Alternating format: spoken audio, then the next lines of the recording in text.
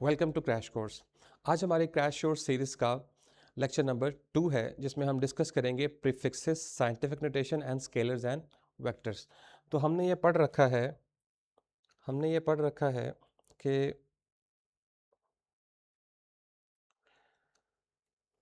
Okay हमने ये पढ़ रखा है कि ओके हमने ये पढ़ रखा है कि जो प्रीफिक्सेस होती हैं हमारे पास, prefixes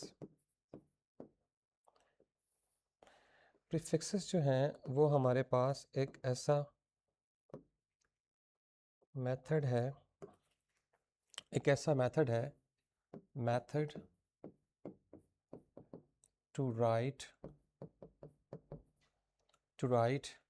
values in power of 10 and are given proper name। कि हम क्या करते हैं कि वैल्यूज़ जो हैं उनको हम 10 की पावर्स में लिखते हैं और उनको एक प्रॉपर नाम दे देते हैं। जैसे फॉर एग्जांपल आपने पढ़ रखा होगा कि नैनो जो प्रीफिक्स है दैट इज़ उसका जो मल्टीप्लायर है वो बराबर होता है 10⁻⁹।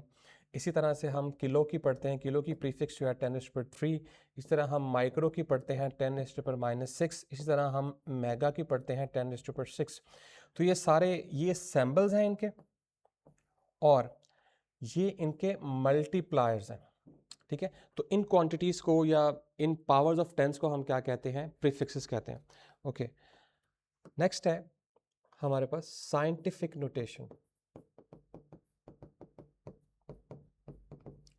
अब साइंटिफिक नोटेशन जो है ये एक ऐसा मेथड है जिसमें हम वेरी लार्ज और वेरी स्मॉल नंबर्स उनको हम एक स्टैंडर्ड फॉर्म में लिखते हैं, और वो जो स्टैंडर्ड फॉर्म होती है दैट इज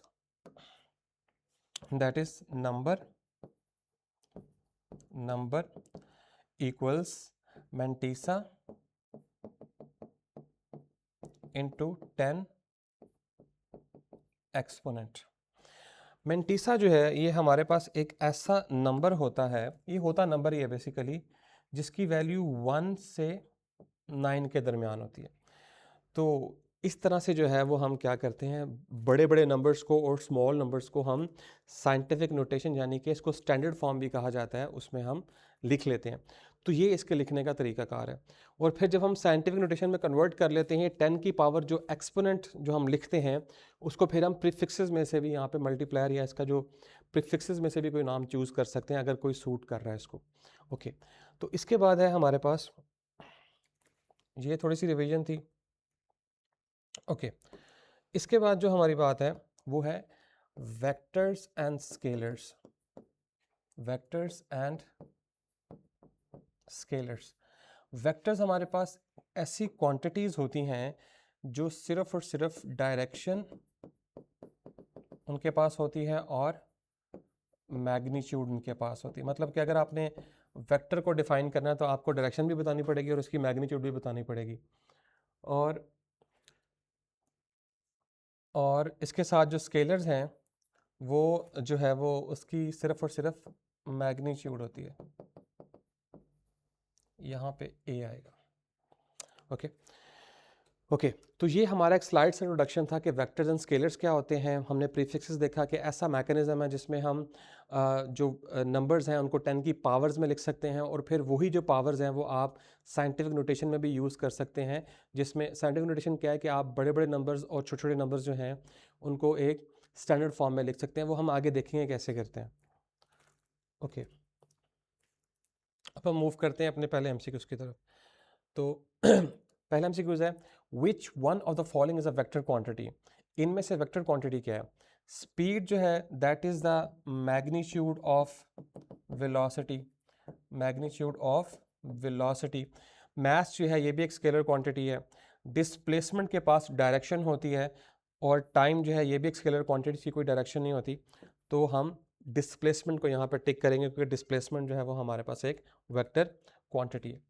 ओके, हम आगे मूव करते हैं अब। The prefix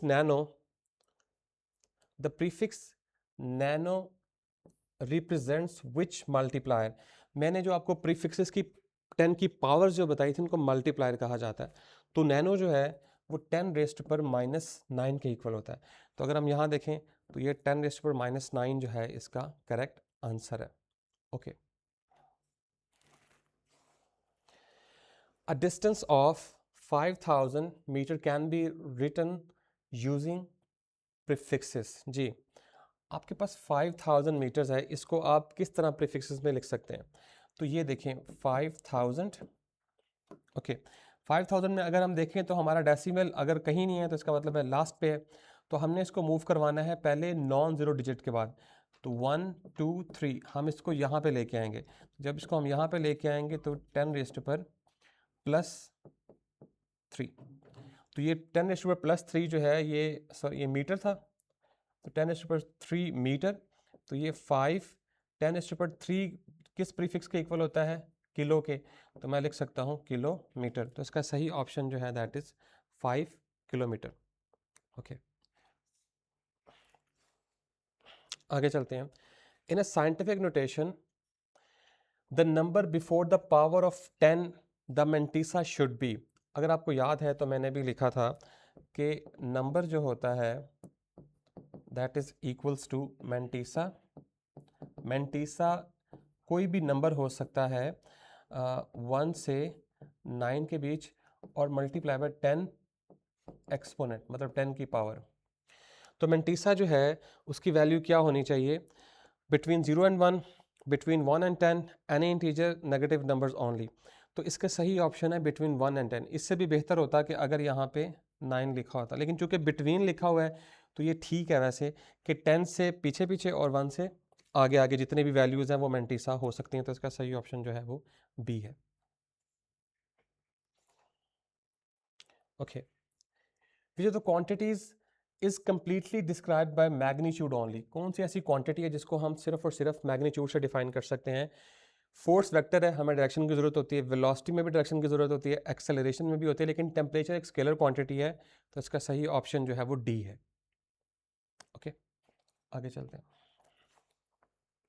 okay, if a car travels 10 metre north, अगर एक कार जो है, ये हमारी डायरेक्शंस होती हैं, this one is north, south, east, west. अगर हमारी जो गाड़ी है वो 10 मीटर्स उसने 10 किलोमीटर उसने नॉर्थ का जो है वो सफ़र किया है, एक मिनट, अगर उसने 10 किलोमीटर नॉर्थ तक गई है और फिर वो 10 किलोमीटर वापस आ गई है साउथ की तरफ, तो आप देखेंगे कि वो अपनी इनिशियल पोजीशन पे वापस आ गई। तो इसका मतलब है कि उसकी डिस्प्लेसमेंट जो है वो क्या होगी? ज़ीरो होगी। जहाँ से उसने स्टार्ट किया था वहीं पे वो वापस आ गई है, तो इसकी डिस्प्लेसमेंट क्या है? 0 किलोमीटर। तो इसका सही ऑप्शन क्या है? 0 kilometre. Okay, vectors are graphically represented by. Vectors को आपको पता है कि हम एक लाइन और एक एरो हेड के साथ जो है वो डिनोट करते हैं। तो ये लाइन जो है ये आपको मैग्नीट्यूड बताती है, मैग्नीट्यूड, और ये जो एरो हेड है ये आपको बताता है डायरेक्शन। तो ये इस तरह से हम ग्राफिकली जो है वो इसको क्या करते हैं? रिप्रेजेंट करते हैं। तो इसका सही ऑप्शन जो है वो सी है। ओके, आगे चलते हैं। Okay, why do we use prefixes in physics? जी, हम प्रीफिक्सेस जो हैं वो क्यों यूज़ करते हैं? जी, फिज़िक्स में प्रीफिक्सेस हम इसलिए यूज़ करते हैं ताकि हम जो बड़ी वैल्यूज़ हैं उनको छोटी वैल्यूज़ में लिख सकें। जैसे फॉर एग्जांपल हमने अभी कहा था कि 5000 मीटर, तो मैं इसको ऐसे क्यों ना लिख लूँ 5 किलोमीटर। अब ये थोड़ी सी बड़ी वैल्यू लग रही है, ये ज़रा छोटी लग रही है, तो ये एक थोड़ी सी स्टैंडर्ड फॉर्म में आ जाती है। इस वजह से हम फिज़िक्स में प्रीफिक्सेस जो हैं वो क्या करते हैं? यूज़ करते हैं। ओके, आगे चलते हैं। Define scientific notation and give one example. मैंने अभी आपको बताया था कि साइंटिफिक नोटेशन जो है वो इसमें हम बहुत बड़े बड़े नंबर्स या बहुत छोटे छोटे नंबर्स जो हैं उनको स्टैंडर्ड फॉर्म में लिखते हैं। फॉर एग्जांपल हम लिख लेते हैं 7 8 1 2 3 4 5 6। अब ये बहुत बड़ा नंबर है, इसको पढ़ने में बड़ा मुश्किल होगा, मीटर। अब इसके एंड पे डेसिमल है, तो मुझे एक कम से कम 7 के बाद लेके आना है। तो 7 पॉइंट, अब कितना, 1 2 3 4 5 6 7, 7.8 इंटू 10 की पावर 7 मीटर। तो अब आपने इतनी बड़ी वैल्यू को छोटी वैल्यू में क्या कर लिया है, स्टैंडर्ड फॉर्म में इसको लिख लिया है।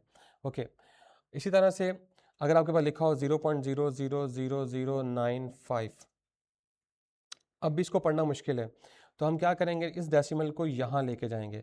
तो 1 2 3 4 5, तो ये बनेगा 9.5 इंटू 10 पर। जब इस तरफ को आप डेसिमल को मूव करवाते हैं तो -5, अगर ये फॉर एग्जांपल ये मीटर था तो ये माइनस मीटर हो जाएगा। तो ये आपके पास कन्वर्ट हो जाएगा स्टैंडर्ड फॉर्म में। ओके, तो अगर आप नोट करना चाह रहे हैं तो नोट कर लें। ओके, आगे चलते हैं। Differentiate between scalars and vectors, मैंने आपको बड़ा तफसील से बता दिया है कि जो हमारे पास वेक्टर्स होते हैं, वेक्टर्स जो होते हैं उनको दो चीज़ें चाहिए होती हैं, डायरेक्शन एंड मैग्नीट्यूड। इसी तरह जो हमारे पास स्केलर्स होते हैं, उसमें सिर्फ और सिर्फ हमें मैग्नीट्यूड चाहिए होती है। अब वेक्टर की एग्जांपल क्या हो सकती है, let's say force, velocity and acceleration. इसकी लेट्स से टेम्परेचर, मास, ठीक है, बहुत सारी एग्जांपल हो सकती हैं। तो इस तरह से आप इसको डिफाइन कर सकते हैं, डिफरेंशिएट कर सकते हैं। आगे चलते हैं। What is the standard scientific notation of, अब ये देखें, ये वैल्यू है 7 8 1 2 3 1 2 3। अब यहाँ पे आपको कहीं भी डेसिमल पॉइंट नज़र नहीं आ रहा, तो डेसिमल पॉइंट जो है वो इसके लास्ट पे होगा, तो हमें कम से कम जो है वो इसके बाद लेके आना है। तो 1 2 3 4 5 6 7, तो ये होगा 7.8 इंटू 10 की पावर, जब हम इधर को लेके आते हैं डेसिमल तो +7 आता है। ओके, तो ये आपके पास साइंटिफिक नोटेशन में जो है वो कन्वर्ट होगी स्टैंडर्ड फॉर्म में। ओके, आगे मूव करते हैं अब हम। Can a vector added to a scalar, जी वेक्टर जो है, वेक्टर्स जितने भी होते हैं वो वेक्टर कैलकुलस को फॉलो करते हैं, मतलब उनकी मैथमेटिक्स ही जो है वो अलग है। इसी तरह स्केलर जो हैं वो simple arithmetic operations, arithmetic operation जैसे प्लस माइनस मल्टीप्लाई बाय, यानी plus minus multiply by divide. लेकिन यहाँ पे जो है वेक्टर कैलकुलस में हमें यूज़ करना पड़ता है right hand, vector addition use करनी पड़ती है, सॉरी। और वेक्टर एडिशन जो है उसमें आपको क्या यूज़ करना पड़ता है, हेड टू टेल रूल। तो ये दोनों का डिफरेंस है जिसकी वजह से आप कभी भी जो है वो वेक्टर को स्केलर में ऐड नहीं कर सकते। फाइन, ओके, आगे चलते हैं हम। कन्वर्ट 2000 ग्राम्स, ये आपकी असाइनमेंट है, ये आपने ख़ुद कर लेनी है कि कैसे हम 2000 ग्राम्स को जो है आप कन्वर्ट कर सकते हैं किलोग्राम्स में। ओके, कि हम 1000 से मल्टीप्लाई करेंगे, 1000 से डिवाइड करेंगे, आपको पता होना चाहिए 1 किलोग्राम में कितने ग्राम्स होते हैं, 1000 ग्राम्स होते हैं। ओके, नेक्स्ट मूव करते हैं। Explain the importance of prefixes. आपने इस लॉन्ग क्वेश्चन के अंदर पहले हिस्से में आपने बताना है कि प्रीफिक्सेस की क्या इंपॉर्टेंस है एसआई सिस्टम में and provide a table for at least 5 commonly use prefixes. आपने कम से कम 5 प्रीफिक्सेस के बारे में बताना है जो कि मतलब कि 5 प्रीफिक्सेस, बहुत सारी प्रीफिक्सेस हैं लेकिन आपने सिर्फ 5 के बारे में बताना है, जैसे nano, atto, femto, deca, hecto, deci, milli, centi, 5 के बारे में बता देना। और आपने उसके साथ उनके सिंबल्स भी लिखने हैं और उनके मल्टीप्लायर्स भी लिखने हैं। फाइन, तो इस तरह से आपने इसे क्या करना है, अटेम्प्ट करना है। और प्रीफिक्सेस की इंपॉर्टेंस क्या है कि आप जो है वो बड़ी बड़ी वैल्यूज़ को आप छोटी वैल्यूज़ में, यानी जो 10 की पावर्स में लिख सकते हैं, ये इसका एक बेनिफिट है। ओके,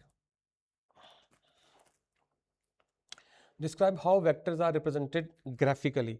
वेक्टर्स जो हैं हम उनको किस तरह से ग्राफिकली रिप्रेजेंट कर सकते हैं। मैंने आपको अभी बताया कि वेक्टर को ग्राफिकली रिप्रेजेंट करने के लिए हमारे पास ये जो इसकी टेल होती है ये आपको बताती है मैग्नीट्यूड। इसी तरह जो एरो हेड है ये आपको डायरेक्शन के बारे में बताता है, ठीक है। और आप जो है किसी भी वेक्टर को जो है वो कार्टेशियन प्लेन में आप क्या करते हैं, रिप्रेजेंट करते हैं। जैसे ये एक्स सॉरी ये वाई है और ये एक्स है, ये वाई है। तो अगर आपने वेक्टर को ड्रॉ करना है तो उसकी टेल आप ओरिजिन पे रखेंगे और इस तरह से आप कोई भी वेक्टर जो है वो कार्टेशियन प्लेन में ग्राफिकली रिप्रेजेंट कर सकते हैं। ओके, बाद में बताना explain significance of the length. Length की सिग्निफिकेंस क्या है कि ये मैग्नीट्यूड के इक्वल होती है, जो भी वेक्टर क्वांटिटी की मैग्नीट्यूड है। और जो एरो है वो आपको डायरेक्शन के बारे में बताता है।